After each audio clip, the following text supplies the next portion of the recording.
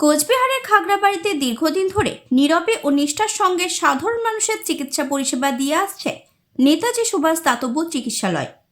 স্বল্প পরিসরের এই চিকিৎসা কেন্দ্রে প্রতিদিন বহু মানুষ উপস্থিত হন সাশ্রয়ী ও মানবিক চিকিৎসার আশায়। কিন্তু রোগীর সংখ্যা ক্রমশ বাড়তে থাকায় বর্তমান পরিকাঠামোতে সবার সঠিকভাবে চিকিৎসা করা কঠিন হয়ে পড়ছিল।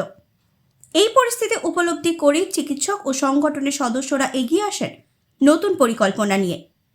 শুভানুধ্যায়ী সদস্য ও স্থানীয় মানুষের ঐকান্তিক সহযোগিতায় গড়ে উঠেছে ত্রিতল বিশিষ্ট একটি আধুনিক চিকিৎসা কেন্দ্র, যেখানে আরও সুসংগঠিতভাবে উন্নত পরিসরে ও অধিক সংখ্যক রোগীকে চিকিৎসা পরিষেবা দেওয়া সম্ভব হবে।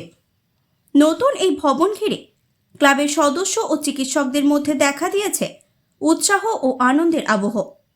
তাদের আশা, খুব শীঘ্রই এই নতুন পরিকাঠামোতে পূর্ণাঙ্গ চিকিৎসা পরিষেবা শুরু করা যাবে। এতে খাগড়াবাড়ি ও আশেপাশে এলাকার মানুষ আরও সহজে স্বল্প খরচে উন্নত পরিবেশে চিকিৎসা করানোর সুযোগ পাবেন। চিকিৎসক ও সংগঠনের সদস্যদের কথায় এই উদ্যোগের মূল লক্ষ্য একটাই, সাধারণ মানুষের পাশে থাকা এবং তাদের জন্য আরও উন্নত স্বাস্থ্য পরিষেবা নিশ্চিত করা। নতুন এই ত্রিতল চিকিৎসা কেন্দ্র সেই লক্ষ্য পূরণের দিকেই এক বড় পদক্ষেপ।